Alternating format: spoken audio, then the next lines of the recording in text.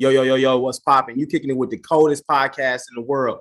I'm your boy, B. Jones, aka Bolo, and you know when I'm pulling up to the porch. I can't pull up without my dog. What's going on, y'all? It's your boy, Big Smitty, aka D Nice, aka D Nail. And where we at again, Bolo? Y'all know we in the place to be. So go ahead and tell a friend to tell a friend. Pull up, grab a drink, because this is the porch. Let's get it. On the porch, that was where it all began. Had to put in work, every day we got it in. We chased all our dreams and now they can't believe it. We make it look easy, we achieving everything we need. Now we undefeated. If we link, no it's only business. If we get to speak and leave them speechless. I did things for free, but now it costs to see me. When you see me, you ain't gotta greet me. Just don't plot to sneak me. I'ma see it, I'ma stop and watch you lose and get defeated. You got the green solo? I got the green solo. I ain't never seen the green solo. Hold it up real quick. I ain't never seen the green solo. And then you got the red. You got the red solo. It's only right. Christmas is a couple days away. Well, we in the holiday spirit right now, man. Right now. Real festive right now. Cheers, my brother. Yes. Cups in the air. We appreciate y'all for tuning in. Welcome to the porch. Happy holidays to y'all tuning in. We got a special episode for y'all. It's good to see you, brother, man. Happy holidays. I know everybody gets real, giddy and cheery around this time, gifts, family. What you got planned for the holidays? Man, it's kind of weird. I'm out here in LA, so most of my family obviously is back in Indy, back in Naptown. So wifey got to work on Christmas Day. She's a nurse. So Christmas is going to be a little different this year. Shout out to the nurses, man. Shout out to my wifey. Mwah, mwah. Had to give her a quick kiss. But yeah, I'll probably go to my homeboy house for a minute and eat a plate, chill. But I ain't doing nothing special, bro. I'm gonna just use the time to relax, watch some games, some good NFL, NBA games gonna be on Saturday. So I'm just gonna chill, bro. I ain't doing nothing crazy. How about you? I'm already knowing, I got the two little ones, so Christmas is it's something, in our household. We got to make it happen. But for y'all don't know, I got a 2-year-old and a 4-month-old. So obviously my 4-month-old don't know really too much, but my 2-year-old, he's at that age now where he's starting to understand what presents are, who Santa Claus is, reindeers and stuff. So we got to go all out for him. So it'll be exciting to see him come in on Christmas Day to open all the gifts. We couldn't put the gifts under the tree, y'all. See, for the first timers out there having kids under 2, hey, it may be real treacherous. All right, you're gonna be playing with fire if you put them gifts underneath the tree too soon. All right, because the kids, they love to get into them. You think your kids will open them up before Christmas? What? Boy, is a pig ass pork? Absolutely. I ain't got no kids yet, bro. So I don't know you teaching me game right now. Bro, I'm just letting you know, bro. Like kids, for one, 2-year-olds, they curious, man. So it looks fun, it looks exciting. It's a box that's wrapped up. 9 times out of 10, he gonna try to get into the gift, and he ain't gonna be scared. He ain't gonna be just shying away. He gonna do it in front of you. He gonna do it when you ain't there. So you might as well just put them joints up. You're right. Wait till Christmas Eve when they go to sleep. He or she come into the living room, see all those gifts, man, and have them go crazy then. But I don't recommend you guys doing it, around this time. So give it about 24 hours. Also, too, decorations on the tree. You got to make sure the decorations on the tree are at least, I want to say, waist up. All right, anything that your kid can reach, they gonna grab it. My little one already got out the bulbs, got ornaments in the street, ornaments, bro. Anything ornaments, he didn't turn it into his toys. So we got to make sure that we decorate the tree pretty much from waist up. So that's just some little game, for the fathers and the mothers out there, the little ones. You giving game early. He giving that holiday game, man. So where my notebook? I'm gonna take some notes down. So when baby ready to have these kids, little DJ. Huh? Over here getting ready for work. When you ready to have these kids, we got some free game, man. Keep the ornaments up high. Don't put the gifts out too early. Bada boom, bada bang. I love it. Easy peasy. Hey, can save y'all. Can save the holiday. All right, can save the holiday for y'all. You might have started charging for this game, Bolo. $5.99. No cap. But let's get straight to it, man. You know how we do on the porch, man. We got to start with some sports. Past week, man, Jake Paul, social media star, YouTuber, knocked out a UFC legend, Tyron Woodley. What are your thoughts, man? I got my thoughts on it. Just on the knockout, Jake Paul's undefeated. knocked out another fighter, another person. What are your thoughts on the fight, man? The knockout was bad. It looked bad. Now, remind me again, because I'm not too sure, because sometimes I always confuse him and his brother. Did his brother fight Floyd, or did he fight Floyd? Logan Paul was his brother. Logan Paul, big, taller, bigger. Taller and big, bigger mass. Okay, yeah, but man, Jake Paul, hey, that's a serious boy. All right, I'm trying to let y'all know. He's serious. Hey, look, I say that just because this is a non-boxer we're talking about. Okay, this guy was a non-boxer. All right, he trained himself and he got himself to a point where he can actually be competitive in the sport. I get my listeners. I get that he did not. He hasn't really fought primetime boxers just yet. But I think this is just something that is getting him warmed up for that moment. Okay, and his trajectory is looking pretty good. Like he's ascending in a perfect trajectory to be boxing, pretty much professionally as like a professional boxer. Obviously, it started out as pay-per-view, just kind of a couple exhibition type. Yeah, internet sensations, a couple influencers, people just kind of getting the hype around. But I think Jake Paul and the Paul family, they taking this boxing shit a little serious, and people want blood, but hey, they making folks pay for it, all right, by putting their face on the mat. Now, I'm not a big Paul fan. I don't like the guy. Honestly, I'll be real with you. I don't like the guy, but you got to respect him for his grind and for him knocking motherfuckers out in the ring, man. You sound like you got some fear in your heart right now. You sound like you saying that Jake Paul pulled up on you right now. He might knock your ass out. Is that what you saying? You got me all the way fucked up. Bolo versus Jake Paul. What's going to happen? It's on and popping. What's gonna happen though? What's gonna happen, Bolo? Is he knocking you out? Is he gonna give you that Woodley business? What's gonna happen? Look, ain't nobody giving me no Woodley. Ain't nobody giving me nothing. All right, because look, I'm getting in the ring. First off, I'm gonna be real with you though. Jake Paul been training, so Jake Paul got mittens. So if he fighting somebody normally on the street, all y'all capping out there, 9 times out of 10 he may knock your ass out just because he been training professionally. All right, for about 4 years, bro. He's been really training with real boxers, like for 4 years. So his mittens is there, bro. He got a set of hands that a damn near put a motherfucker down. So don't think it's sweet just because y'all seeing him out here box. People from UFC and different influencers and stuff like that. Shit, he'll get y'all right too, but he ain't knocking me out though. Oh, mammy. Right. So he ain't knocking me out. Nah, listen, I definitely feel you, man. Listen, I've gained a little bit more respect for Jake Paul after knocking out Woodley and beating him twice, because Woodley is even though he's a UFC fighter, he has knocked out people. He has power in his punches. So Woodley could have definitely knocked out Jake Paul. He's a guy who uses his hands in the octagon in the UFC. Now, Woodley is still a better wrestler on the ground than he is a puncher. If anyone watches UFC, Tyron Woodley is a legend. His last few fights, late in his career, didn't go his way, but overall, he's a legend. Very athletic, explosive. Again, has knockout power, but is known more so for his ability on the ground wrestling. So again, I definitely gained more respect from Jake for knocking him out, but still, and you kind of pointed towards it, I need to see Jake fight an actual boxer. A real boxer. It don't need to be no Canelo. He ain't ready for nothing like that. I'm not crazy. It could be an amateur, but just fight an actual boxer. Like it could be somebody who got a 2-0 record, 3-0 record, fighting boxer, and then let me see how you rock. You beat Nate Robinson, a little basketball player. I beat Nate ass respectfully. You beat Askren or whatever. He's a UFC fighter who's 100% known for wrestling. Like he has no mittens.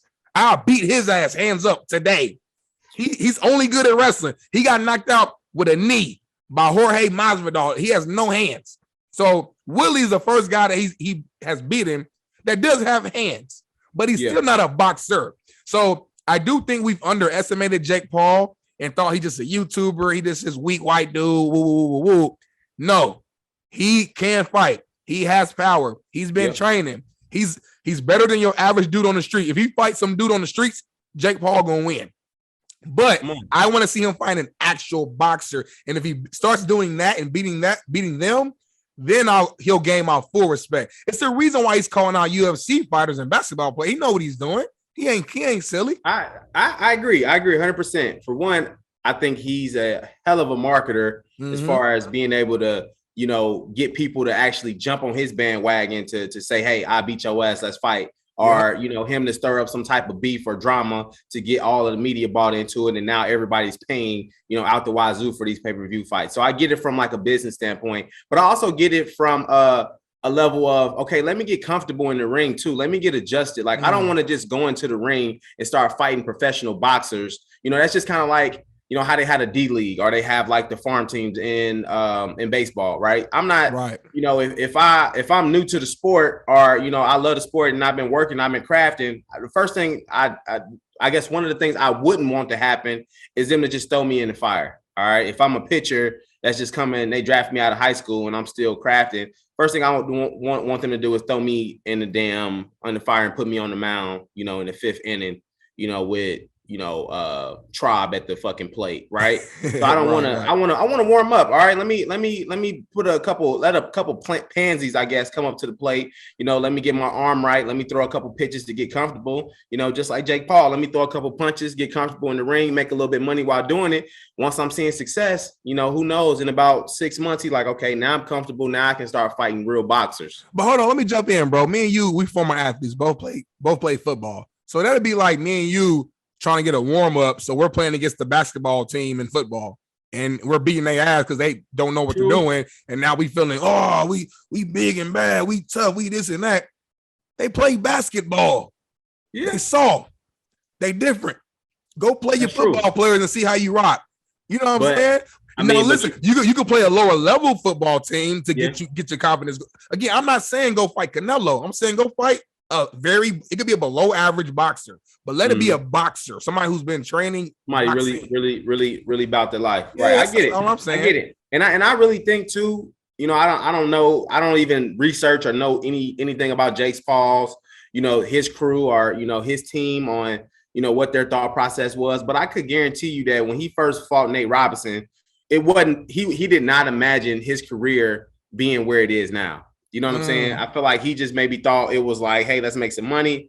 Let me, just fight, some slaps or fight, a basketball player or a couple basketball players, get a couple views and get my dollars up and then go from there. But now I think his camp is really sitting there, talking to him and his brother. And they're like, hey, you guys probably can really make some bread off this, and really get yourselves primed and ready to actually fight real fighters.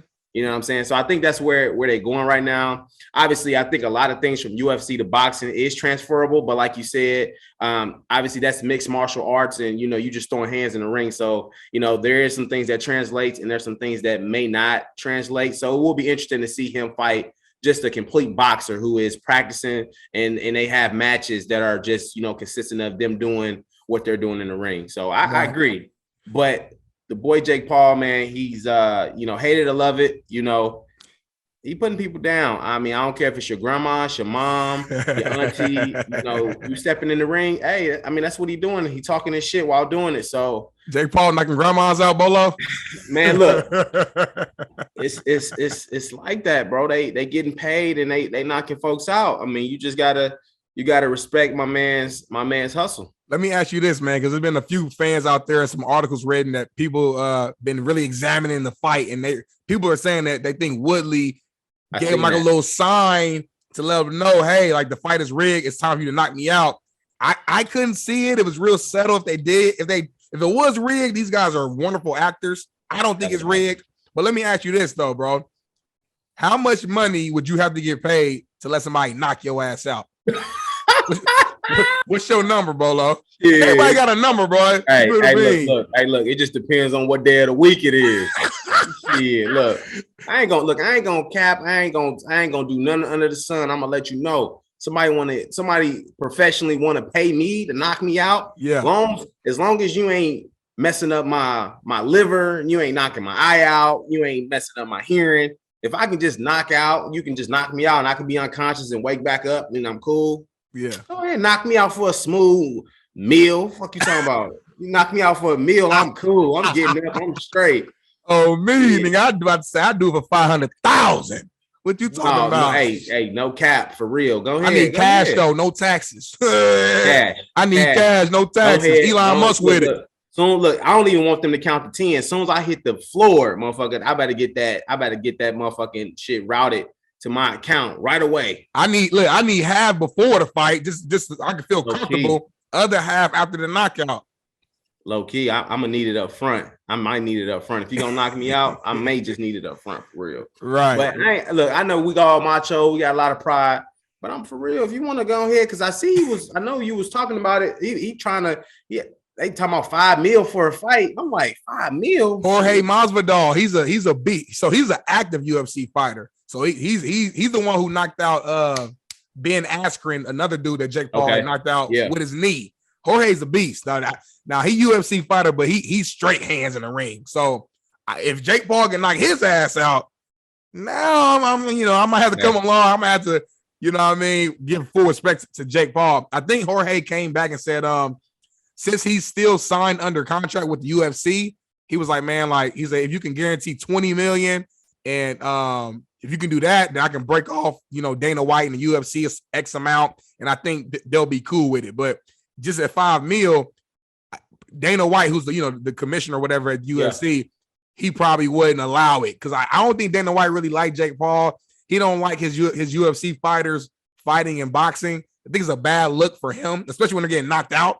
Now, Woodley's retired from UFC. Ben Askren, I think, is retired, so those guys can do what they want.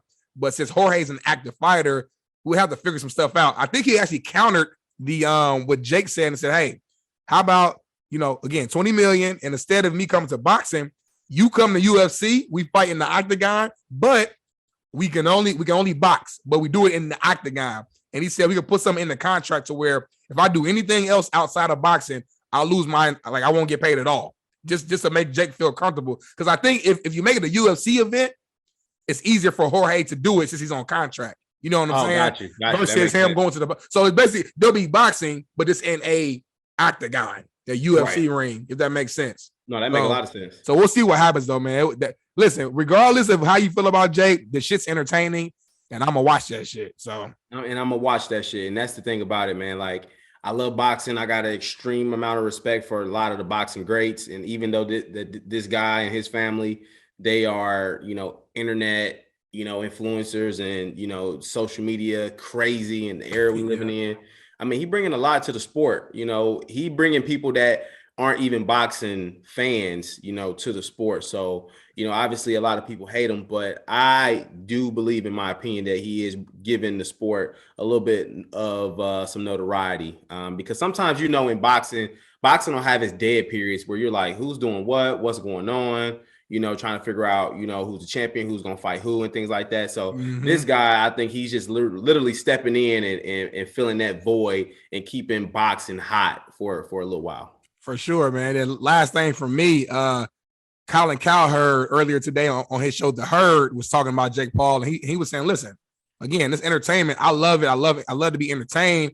And he's like, listen, Jake Paul may not ever be like a legit boxer, right? But maybe he's creating his own lane, and this celebrity boxing is going to be a whole new sport. Like maybe it's like a legit new sport where influencers on social media, former athletes from other sports literally come together, and this becomes like a big time new sport. Like back in the late 90s, that's when the UFC first started. And when it first started, it was nothing like it is today. These guys it was crazy. It was like no weight classes. It was eye gouging. It was like backyard brawling type stuff, right? And they had to clean a lot of stuff up. And now we see where the UFC is at today. It's a possibility that maybe Jake Paul is starting like creating a new lane and a new sport. Like who knows? But at the end of the day, man, hate him, love him, like him, whatever. He's making money, bringing attention to the sport, and his family's eating right now, and he's doing it off the stream. This is why I love social media, bro. This was a regular old dude from Ohio, leverage social media and maximize it, and it's changed his life. Like these stories is why I personally love social media. So shout out to you, Jake Paul. Man, Bolo said, hey, if you want to see him for a meal, come see me. Yeah, man. Bring that check with you too. Bring that check. Well, let's switch gears here, man. We got to move to our culture segment. Yesterday on Twitter Spaces, which is like an audio part of Twitter where people can join like a chat room and discuss and talk. And there was a legendary Twitter Space chat where Jay-Z, Hove joined in, and they asked him about Verzuz. And Jay-Z said no one could stand on the stage with him, not a chance in hell. is what he said. Not a chance in hell anyone can stand on the stage. Where he said he's not going to ever do it, but if he did it, it wouldn't even be a competition. I strongly disagree. But Bolo, talk to me, man. Do you agree with Jay-Z or is this cap? This is cap, in my opinion. Yeah. Now, I say this is cap along the, I guess, along the standards of which Verzuz is set up. Okay. Mm-hmm.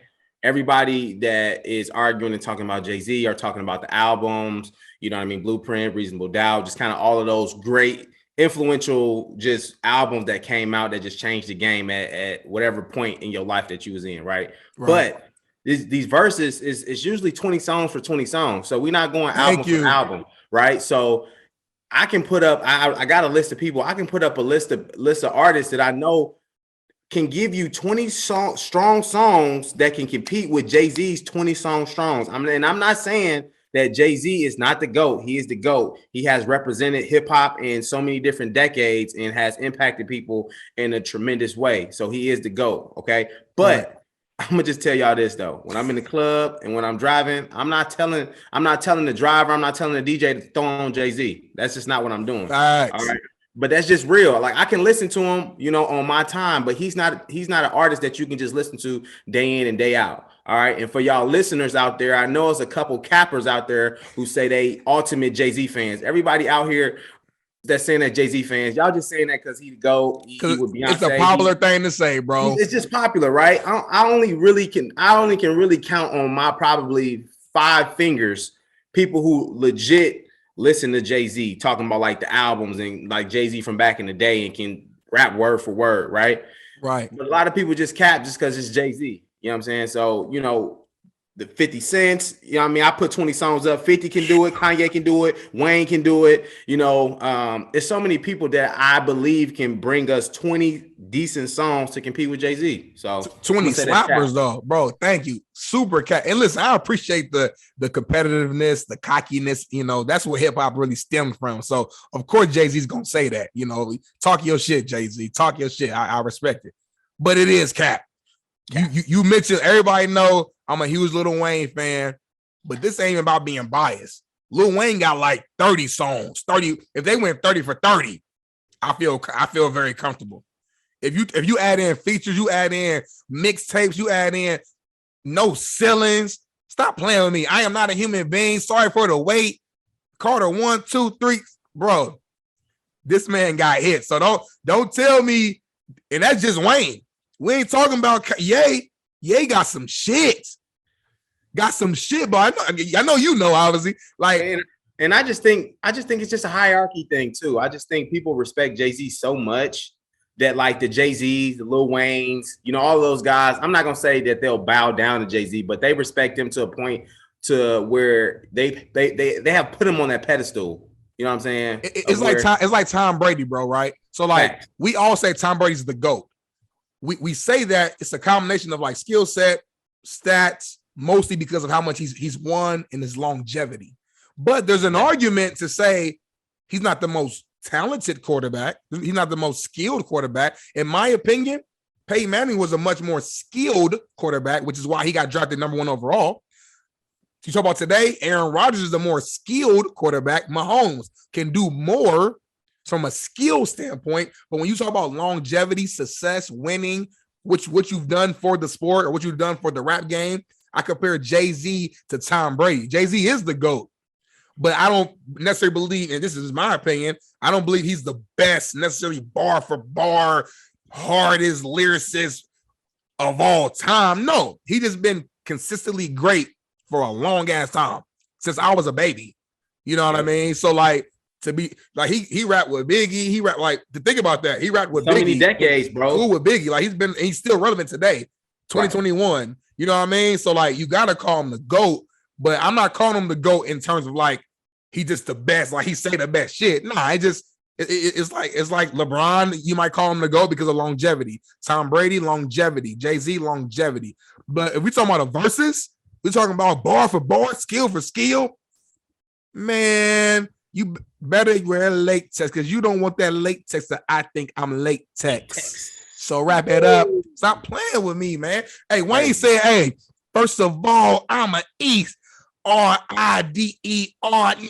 Peace. I will R-I-P these boys, or at least put their ass up in V-E-R. Put the pump to his chest like CPR. Stop playing with me, Bolo. And don't sleep on Gucci. Don't sleep on Gucci. Now, Gucci got 20 songs. Gucci got 20 songs. Now. D-Nell, let's not get crazy now.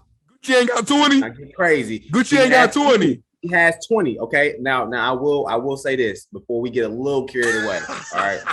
Gucci, I love Gucci. Gucci is a hood legend. He's an international star now. He has paved the way for a lot of people in the South. But his quality of music, it ain't touching Jay-Z's though. His quality it's not fucking with Jay-Z right now. Now Lil Wayne, Kanye, Drake. Even T.I., like some of those guys with their quality of music, can keep up with Jay-Z a little bit, but Gucci put out heat. Gucci's cold. You don't really rock with Gucci, bro. That's why you saying Gucci, that, bro. But I'm just Chicago, saying, bro. You don't really rock with Gucci. But you gotta make it make sense though. When you're doing the verses, bro, you gotta make it make sense. You just can't have somebody like Gucci going against a Jeezy. It wouldn't make sense. But who I think will be a good person, because Jay-Z kind of do a lot of stuff, and I think she does a lot of stuff too, bro. You're gonna think I'm tripping. Missy Elliott, bro. Missy Elliott and Jay-Z? Bro, Missy Elliott and Jay-Z, bro. That's interesting. I mean, I respect the hell out of Missy Elliott. Just off the strength of the songs, bro. Like Missy Elliott catalog is stupid. Like, it is crazy. I don't think it's too many people that I know that could go against Missy Elliott, bro. You know what I'm saying? Like maybe Mary J. Blige, or but it's not too many people. It has to be a GOAT. You know what I mean? You just can't put anybody up against Missy Elliott. What about Missy Elliott and Busta Rhymes? Busta is in terms of just like they're kind of. You remember they video? They're similar, yeah. They very creative. They kind of got that feel to them. But at the same time, bro, catalog ain't long enough. Bro, Missy Elliott is done with it, bro. She done with it, and I think sing it to me. Sing it to me. What's your favorite Missy Elliott song? I can't stand the rain. It's my window. I can't stand the rain. Hey man, Missy Elliott, and then the videos is dumb. Spitting on motherfuckers. Her videos go crazy. That shit was hard though. But shout out to Jay-Z though. I think Jay-Z. I mean, he one of the last living legends of the 90s. That's still you got your Jay-Z, got your Snoop cool. I love Snoop, bro. I love Snoop, bro. Snoop got some shit. I don't know, bro. I love Snoop, bro, but I don't think Snoop fucking with Jay-Z though. He got 20.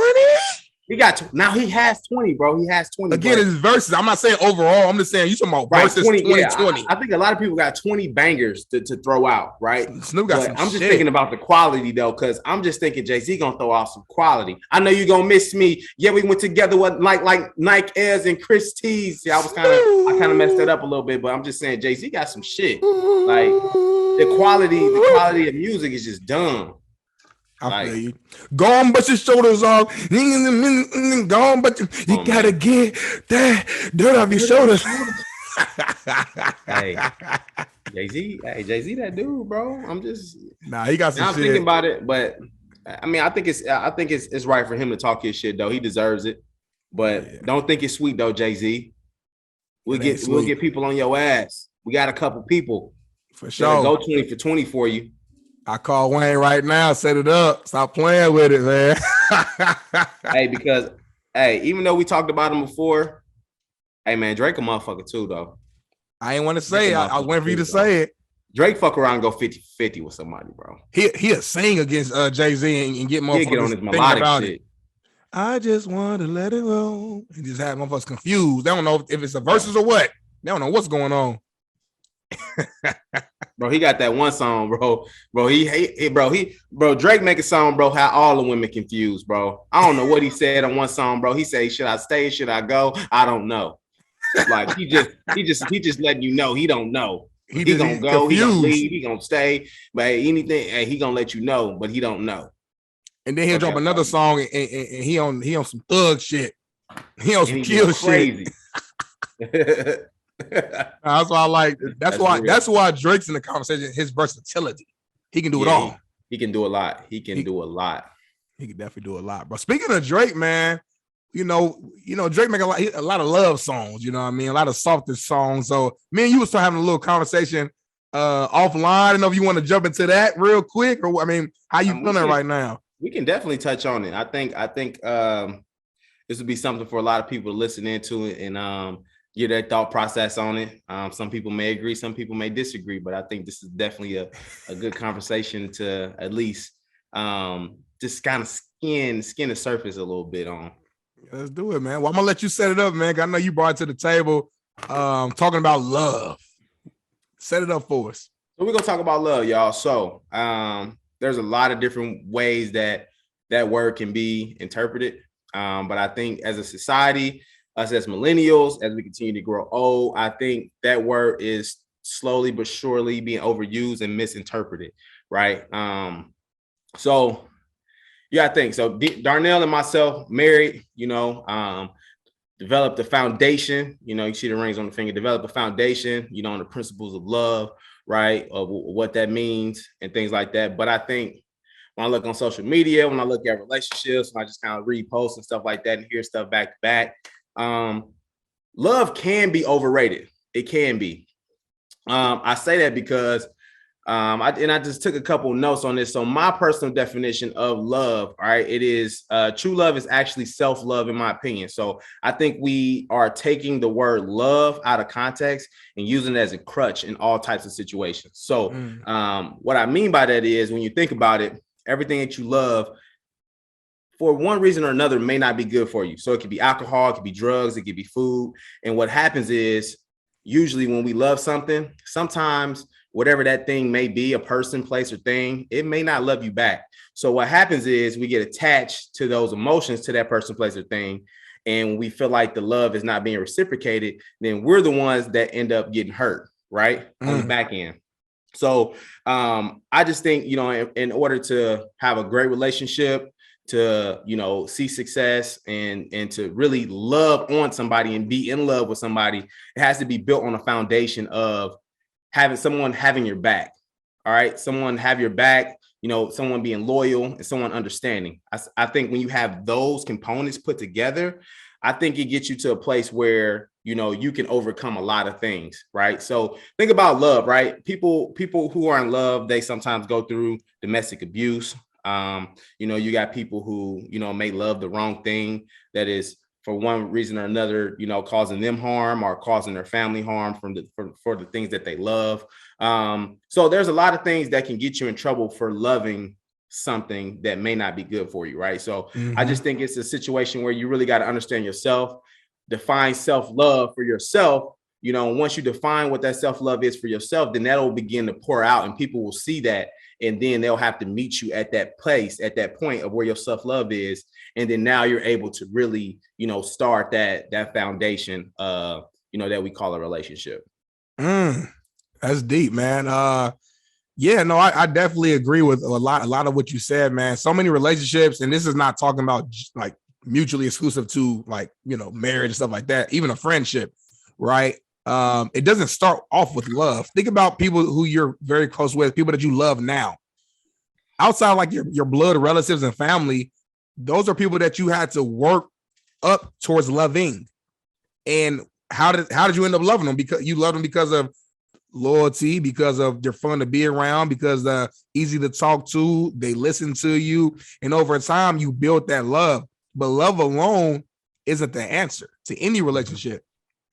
And like you said, there's so many people who get divorced and break up and things like that, and they still love each other. But the other stuff they were lacking in, maybe the loyalty went away. Maybe the person isn't listening like they used to. Maybe they can't talk to them the same way. Maybe they're just not happy. They lost that spark. They still love them, but that's not enough. You know what I mean? There's so many times though you see couples and friends and things like that. They'll stay in an unhappy relationship simply because they love the person and they just don't want to like hurt them in any type of way. But deep down inside, they know that this ain't right and this ain't what's making them happy and this ain't. So it's like, man, love is a powerful thing. It's very important. I would almost say vital in any relationship, but it isn't the foundation. It isn't the first thing. Like when you first meet somebody, significant other or whatever, when you make that first eye contact, you don't love them. You like, all right, shit, she look good as fuck. I'm gonna go talk to her. And then you talk to her like, it's a lust, right? Let's be real, it's lust.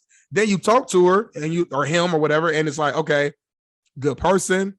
We got a lot of similarities, intelligent, got a lot going on for him, for her. And it's like you end up getting closer and closer and closer, and then boom, now the love comes. Right. So it's like love to me is a verb, it's an action, and it takes steps and takes work in order for you to love. But love alone can't sustain a relationship. Facts. And to that point, specifically, and one thing that I was just thinking about when you said that is the word love, and my people out here who are in love, beautiful thing, right? Once you actually experience being in love, it is a beautiful thing, right? But I think sometimes, especially millennials too, and then that's why, the divorce rate too is, at or above 50%, because I think we go right at it and just assume like this love is going to be everything. Like that's the total equation, right? So people are listening to, these fairy tales of like, all we have is love and that's all we need to get us through this time, right? Absolutely not. That is not the case. I hate to say it. I hate to be that guy to say that, but keep it real. You need a little bit more, man. It's more to the equation of having a successful relationship, a successful marriage, or whatever you want to do that you're in love with. It's more than just the LOVE word, right? It's an endearing term. But what I do think and what I do know is once you verbally say that love, that I love you to that person or that thing, it then gives you an exclusiveness to that person or that thing. It makes you feel like you have a piece of that thing or you own that, right? And it may not even be reciprocated, right? Yeah. You may love, doing something that's not good for you, right? But it's not being reciprocated. Or you may love that person specifically, but it may not be reciprocated. But by you verbally saying that and by you, getting that out, now you feel like you have an exclusiveness to that person because, you're in love with that thing. And what happens is we end up getting hurt. We get hurt by it. And we put ourselves through so many different trials and, different hurdles because for the ones we love or that thing we love. And, we turn out to, be in bad situations because of that LOVE word. So I just really think it should be always established by loving yourself. When you love yourself, that shit will outpour. People will see that. And when you have that self-love, people will then see that coming from you and then want to meet you at that point. All right. To then provide you with that same love that you're giving yourself. It's contagious. Like you said, like people can see that you love yourself. You know what I mean? It's as crazy as that might sound. It's just a different energy around somebody who really loves themselves first. Because if you don't love yourself first, you can't properly love other people. Come on. Properly. Come on. So it has to start internally. You got to have that love for yourself. You have to figure out, get to that space, spiritual space, whatever you got to do to get to that point where you love yourself. And once you get that set up, it's so much easier to love others and it'll happen naturally. You won't have to force it. It'll just kind of gravitate to you. So I appreciate that, bro. And now the kind of segue to kind of put this stuff together a little bit for my listeners out there who watch Insecure and know some of the characters and come to some of the situations. We got Issa and Lawrence and we got Issa and Nathan. So obviously, my people who've been following the 5 seasons, Spoiler alert coming up. Let's say that real quick. Spoiler alert. We're about to talk about the show, the last episode. If you ain't seen it yet, press pause, go watch it, come back. All right, jump in, Bolo. Go watch it, come back. So just kind of give y'all a big picture, right? So obviously Lawrence is kind of, I'll call Lawrence Issa's forever boo, right? Just someone who's going to be around no matter what happens, what shakes. You can probably catch Lawrence at the cookout in the corner, peeping on Issa, making sure she all right and doing well. I think that's just what their relationship has evolved around the last few years. No matter what happens in their relationship, I think they'll always be there. That's that forever boo, right? Then you got Nathan. You got a guy, a little rough around the edges, but I think he's providing Issa with some consistency. He's providing her with some being loyal. But at the same time, it doesn't seem to me that Issa's happy though, right? She's chasing true love, right? So, but when you chase true love, right? Or what she think is true love. What do you think happens though? There comes the problems, right? That comes, you being stressed out. That comes, the baby mama drama. That comes just a lot of trials and tribulations and a lot of messiness with being in love. So that kind of goes back to my point of that LOVE word where, obviously you have some exclusiveness to that person, by being in love, with him or her. But ultimately it does result in a bad situation, if you force that love shit on people, man. Bro, you spitting facts, bro. I love how you brought it all together. Man. That's a great point. Issa, like, she loves Lawrence, but she's tried the relationship like multiple times, and she knows and look at the stress she's been through. You're right, it don't work. But because she loves him, she keeps thinking about him, keeps going out to him. A few episodes ago, she had called him and hung up late at night. And now she's having these little flashbacks, or not even flashbacks, like visions into the future of what her life will look like if she goes this route versus this route and things like that. And it's crazy. It's like she has a good thing. Like, it took me a little time to really, to start messing with. Yeah. Right. But Nathan seems cool, and she seems to be like he's actually trying. They're looking for an apartment, and he's doing everything he's supposed to do right now. But in her back of her head, she's still like, but it's not Lawrence. It's not Lawrence, and it's because of love. It's nothing Nathan can do because he can't be Lawrence. You know what I mean? And I also say this: she loves Nathan as well. Yeah, she loves both. But what she's doing is she's causing conflict of interest. She's causing confusion, and as soon as these fellas even see each other, they already feeling tense, and they arguing about who got the best barbecue, Cali versus Texas, all types of stuff, and it's crazy. But it all stems from her, Issa, just not making her mind up, putting her foot down. It's okay to still love Lawrence. Y'all had a long-standing relationship, like friendship, everything. But you got to move on. You can't let that love mess up something good that's going on right now. Facts. And it's like, I love this thing, right? But sometimes love can be our biggest enemy, where if you continue to go face to face with this love, right? Mm-hmm. Sometimes you can be overpowered by that love word because you thinking it's empowering you, but it's not. It's really taking a lot out of you.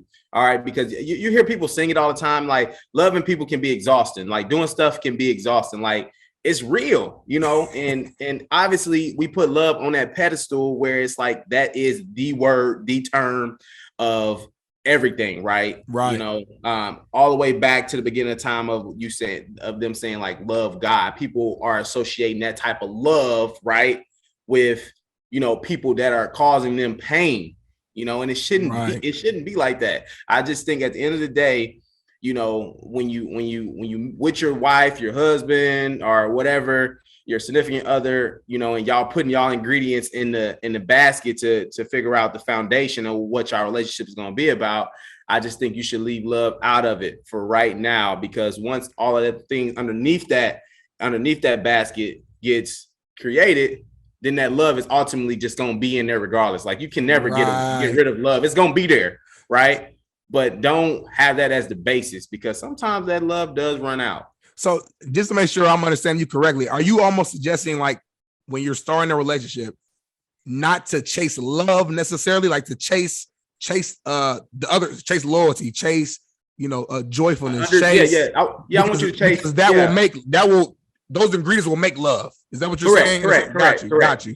Because you have self-love, right? You love yourself. All right. So that alone will give you enough to make sure that you need and have everything that you want out of a relationship or whatever you're needing, because now you have expectations. Right. So with that self-love, that gives you expectations. And with the expectations, that gives you, what you want out of a relationship. And, and it lets the other person know, hey, this is where I'm at, in this ordeal. And like I said, love is inevitable. So it's going to happen. It's going to come, but I don't think, people just fall in love quick and things like that. I mean, sometimes it happens, people, say it's love at first sight and things like that. But right. I just think for something to last and for something to be sustainable, it has to have some concrete foundation on it. And love is one of those things where it's a lot of variables that come with that love, a lot of pain behind it too. And unfortunately, that's why a lot of people end up, getting divorced after 3 years, because they think that, love is just the only way that they can make their relationship last, and unfortunately, it's not the case. And so they lacking on the other shit that they ain't pay attention you feel to. Me? Nah, that's real rap, bro. And I don't believe in that. We ain't gonna talk about it right now, but I don't believe in love at first sight. I think it's lust at first sight. But we can talk about that on another show, maybe. So let's transition. Oh no, go ahead. But yeah, so I wanted to go back to Insecure, right? Okay. So the funny thing about it was I did watch the episode, and then one thing you mentioned was the barbecue. Them at the party. Yeah. Right, because Tiffany's leaving. They getting ready to go to Denver, having a go away party. Nathan brings Issa to the party. You know, obviously they got mutual friends with Lawrence. Lawrence pulls up on them, and at some point in time, all the men gathered around and they had a conversation, and they were talking about some of the best barbecue in LA. And, you know, Nathan talked about, you know, being from Houston, having some good barbecue and things like that. So they kind of exchanged some words a little bit.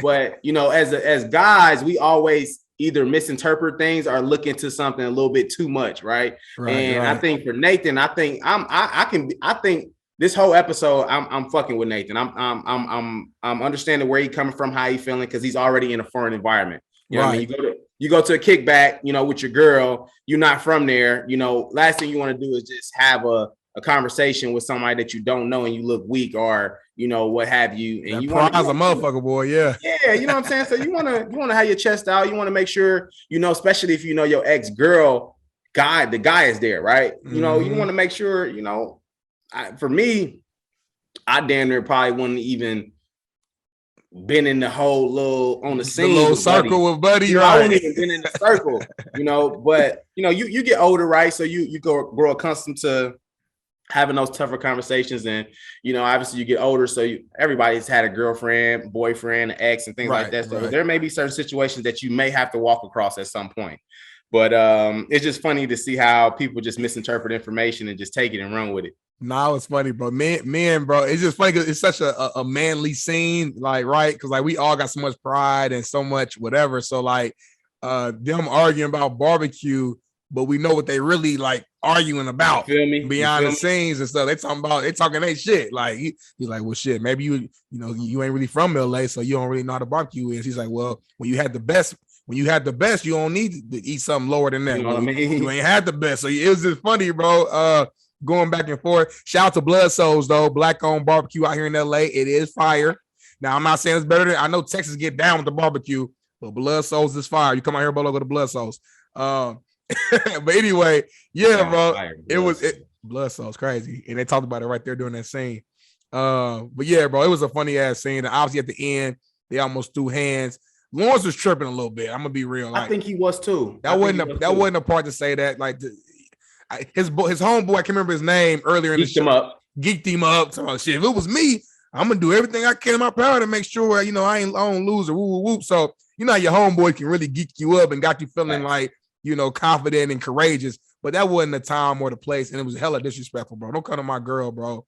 Talking about this, that, and the third. Extra. So you know what I'm saying? I'm gonna turn up just like Nate did. Hell yeah. You know what I'm saying? Because he already was feeling some type of way because Buddy pulled up. Right. You know, so he on edge anyway. And for you to just be on some like, you happy, yes or no, like you giving her, making her answer you and right. And being a little firm too, though. Like, that's my shorty, bro. What you want? Better. It's just like it's damn near like it's a better time and place for that. And for Issa, like I don't know what Issa could have did to try to defuse the situation. Maybe that wasn't her fault that time. It wasn't. Like I hate to say it, like I wish I could put the blame on her.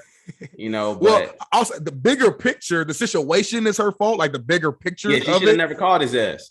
Facts. But that particular scene, she was just taking out the trash or doing something and came around the corner and was like, "Ooh, Lawrence." So and she tried to avoid it and everything. He was blocking her off. So in that particular situation, she couldn't really do anything. And she tried to walk off when Nathan came around and tried to defuse it, but at that point, it was a wrap. Like you said, that boy Nathan was just waiting. He was already on edge. He was like, waiting on the pop. I wish a nigga would be in my seat. Everything. He was ready. So, everything, bro. So, yeah, let's go ahead. Let's go to our closing segment, man. We at the end of each episode with a fun game. And with it being Christmas here this Saturday, we're going to play a game of this or that Christmas edition. Let's start off talking about just the movies, bro. So I'm going to get it started. Home Alone or The Grinch? I'm going with Home Alone all day. I think Home Alone is one of the best movies, period, of all time. Watched it as a child. I can turn it on right now and watch it.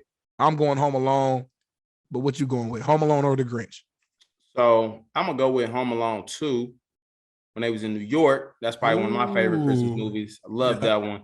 The Grinch is fire too, but ain't nobody fucking with Home Alone 2. Home Alone 2. So not the first one though. You ain't really rock with the I like original. the first one. I do like the first one, but I just think Home Alone 2 gave me a different vibe when Kevin was on his own. He was throughout the city in New York. Hotel with it clean and shit. Hotel with it, bro. He went to his uncle's little building, set up a whole bunch of little booby traps and shit. Was kicking their ass. Like it was just like something that I would enjoy watching. It was a big spin to it. 100%, bro. 100%. Okay. Next one. Friday After Next or Bad Santa? Come on. Santa Claus, Super Nintendo, Sega Genesis, Street Fighter 3. Hey, I'm going with Friday After Next, bro. I think it's a classic. Some people did not think it was a Christmas movie. I'm letting y'all know Friday After Next is in fact a Christmas movie. All right. 1000% a Christmas movie, bro. You watch it comes on fucking every TNT, every Christmas. First time I saw it was on bootleg around Christmas. Every time I see it is during Christmas, man. Friday After Next, man. Come on, bro. Cat Williams? Got to. Crunching on your balls. I don't want more so misplay.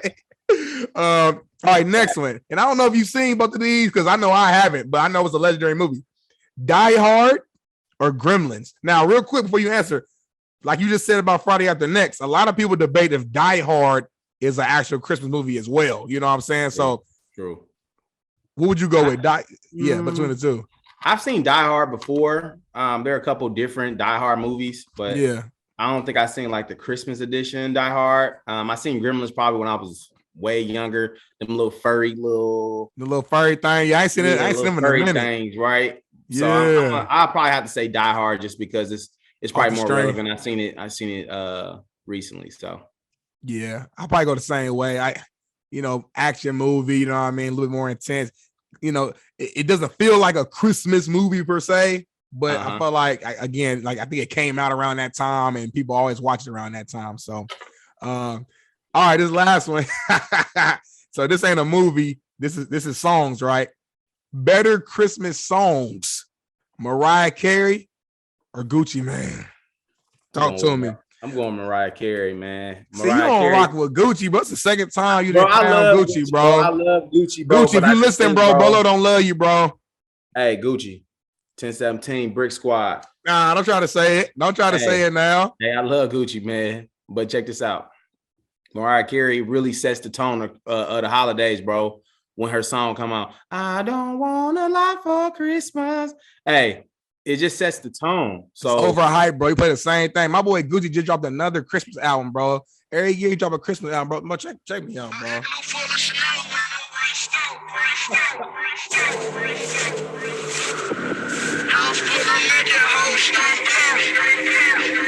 Be about to drop. Hold on. Here you go.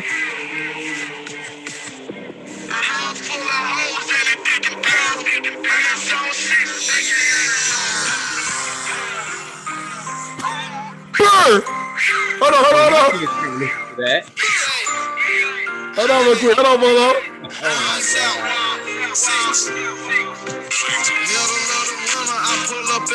Come on, bro.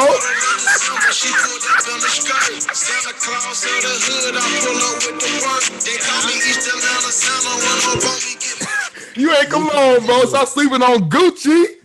That shit came on hard. Be hard though to be this hard. Stupid. Mariah Carey, bro. Mariah ain't got nothing like that, bro. She got one song. Come on, be real.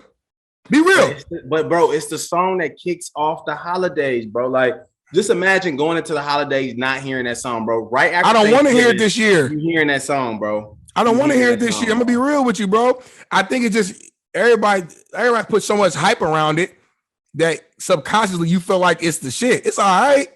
Bro, it ain't all that. Bro. It gets us there, bro. It gets us ready for the holidays, bro. Man, shout out to Gucci, man. We're gonna get Gucci on the porch. Disagree, bro. I got one more question for you. Shoot. All right. Yeah. So it's Christmas time, right? We got Christmas in a couple days. All right. So tell me about your family's tradition. Are you opening gifts on Christmas Eve or are y'all opening gifts on Christmas morning? Oh, so okay. Growing up, right? So I would always have the option to open up one gift on Christmas Eve. Me personally, I never used it because it's something about the actual Christmas Day, waking up early as hell. Like as a kid, I would get up super early on Christmas Day, naturally, no alarm. You know what I mean? And it's something about just seeing all the presents out there at once. I don't want to. It's almost like if the full meal ain't done yet for dinner, I don't want to eat a side. I don't know. I want my chicken, my macaroni and cheese, my collard greens, cornbread, all on one plate. So that's how we do it, bro. We open them all up on actual Christmas Day. And then from there, we'll like travel. We'll put some pajamas on, bro. We'll go to grandma and them house, see what they got, got over there, auntie, whatever. And we kind of just, again, bro, my family real chill. We just relax, find any reason to eat food, and to kind of go that route, bro. What about you, though? Bro. Man, it's funny. So it's 4 of us, right? So I got an older brother, a younger brother, and a younger sister. So my sister is 10 years younger than me. So obviously kind of under 10 years old. It was just me and my brother, and then my little brother was real young because he's 7 years apart from me. So when it was just me and my brother, we used to try to sneak into the living room 3-4 o'clock in the morning to see the gifts, because we ain't really had a chance to peek into the gifts or see where the gifts was hiding at. So there were certain situations where our mom would let us have the console, or if it's like a new game come out, we'll it'll be bad because she'll give it to us at maybe 10:30 at night, the night before Christmas, and we'll stay up the entire night playing the game or playing with that one toy or whatever until we wake up the next day, probably get 1 hour of sleep and wake up and open up the other gifts, bro. So man, that's good times, man. You miss it, It's one of those things where as you get older now, you look back on some of those times and you like, man, I wish I can get some of those times back. So it's important to make memories, with your family during this time.